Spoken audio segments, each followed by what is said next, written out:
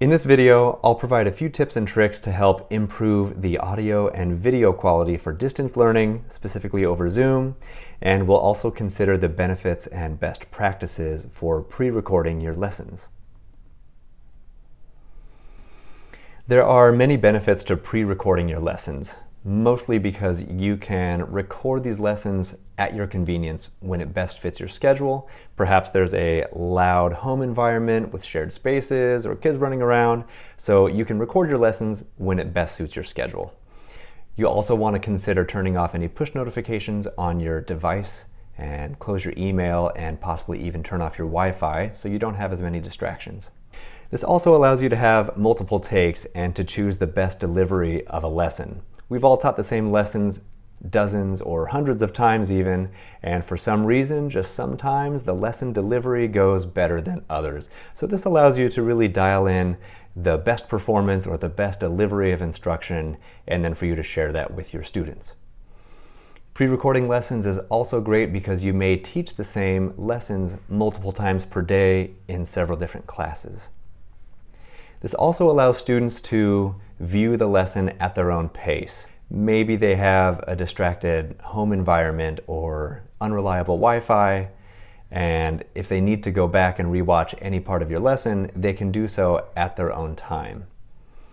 You can also use your pre-recorded lessons during your synchronous learning, and this will give you a chance to help other students or to take attendance or do any other things that you need to attend to during your synchronous teaching. Next, we'll talk about a few settings to optimize your video recording. Specifically in Zoom, there are some settings that you can use to improve the quality. So this is what you'll see when you open up the settings panel.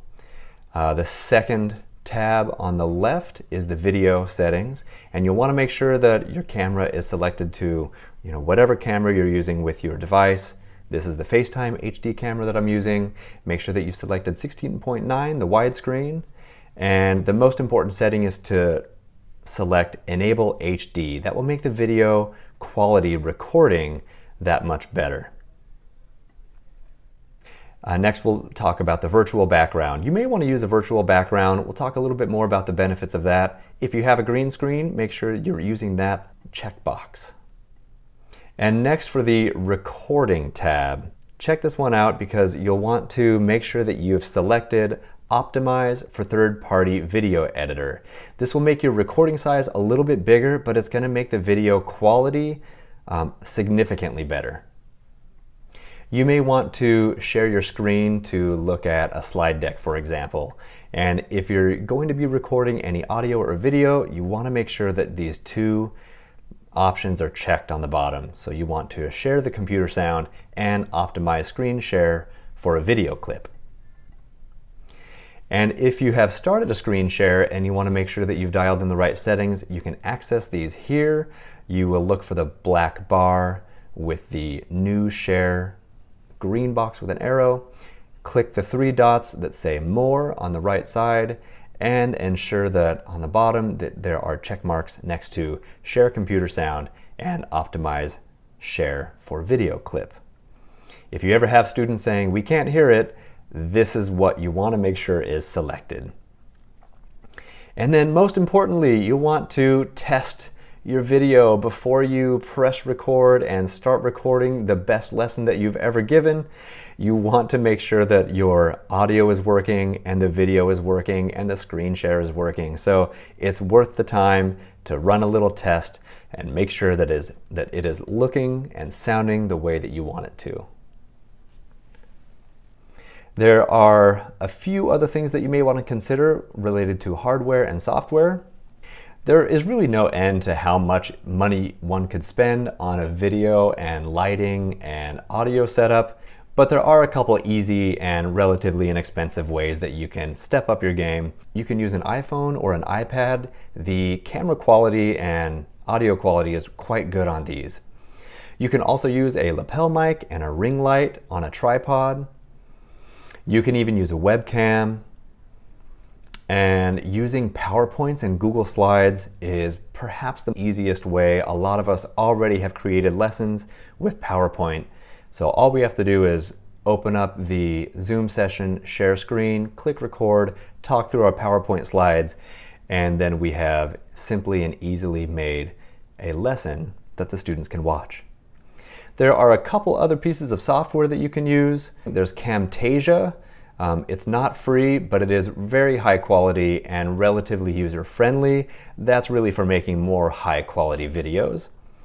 And then this is what I'm using right now. This is a piece of software called Prezi, and it easily lets you incorporate slide decks that you've already created. There's a free basic version, but the greatest benefit to Prezi that I'm finding is that the audio and video quality is significantly better than just using Zoom, and it allows me to pause and resume my teaching. So it helps minimize the amount of post-editing that I'd have to do when I'm pre-recording my lessons. Next, we'll talk about location, lighting, and setup. So when you are picking a location to record your lessons in, you want to find a room that's quiet with no interruptions, preferably a room with soft surfaces. Kitchens or restrooms or rooms that have tile floors or wood hard surfaces makes it harder to hear your voice because it's reverberating around the room, and any other background sounds can be heard easier as well. You'll also want to be aware of any background sounds, the fans, AC running, the refrigerator. Is it trash day? Is it the day when the leaf blower comes by? So you want to make sure that you are recording your lessons in as quiet of an environment as possible. Lighting can be so important. You'll want to be aware of your lighting. Is there natural light? How many lights do you have in your room? Typically, you want to have as much lighting as possible. The lighting coming from a window is typically going to be the strongest, and if that window is behind you, you will be silhouetted. So it's important to be aware that the light is shining on your face and not behind you. You can also use a ring light to help fill in the shadows that you may be getting from a side window or from overhead lights. Right now there's an overhead light above me casting a shadow here, and I have light coming in from a couple different windows, and I'm using a ring light right now to fill in some of the shadows. So this is what it looks like without the ring light.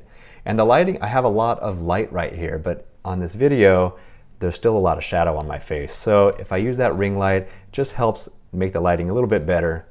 They're not that expensive, and they really do improve the quality of the video. Next, we'll talk about a setup. So you want to be set up in a comfortable chair. You want to make sure that you can have good posture. A laptop stand is so helpful for improving your posture, giving you access to the keyboard, but mostly to get the camera up at eye level. So it really simulates the experience of having a conversation with someone that's just right across from you, not 2 feet below you or above you. You'll also want to fill the frame, so you don't want to be too close and you don't want to be too far away. You'll want to be at the right distance where we can see shoulders and there's enough space over your head, so you don't want to be cropped. And you don't want to be too close either, because if you get too close to the camera, that does a really funny fisheye thing where it distorts the features of your face. In other words, it makes your nose look big. So that's not how we're used to seeing each other. We're used to having conversations a few feet apart from each other. So you don't want to get too close to the camera, and you don't want to be so far away that we can't see your emotions and teaching as well. So you want to find the right balance. It can also make a big difference if you are looking at the camera on your computer or on your device. If you are, say, reading off of a slide deck or a teleprompter app that you may be using, there's a big difference between looking at the screen versus looking at the camera. And it'll help your viewer or students or people that you're in a meeting with, it'll help them connect with you that much more if you're looking into the camera. 2 more things that I want to add on here in my recommendations list. One, to help ensure that you have a solid connection to the internet, is getting an Ethernet cable that you can plug into your router or modem. And the second thing is some sort of USB-C hub so that you can connect that Ethernet cable to your computer or a secondary monitor or extra USB cables. And next we'll talk about the background. It's best to have a background that is simple, not too distracting, not cluttered. The virtual background in Zoom is so helpful because you can make it content specific. You can even use a green screen to help improve the definition.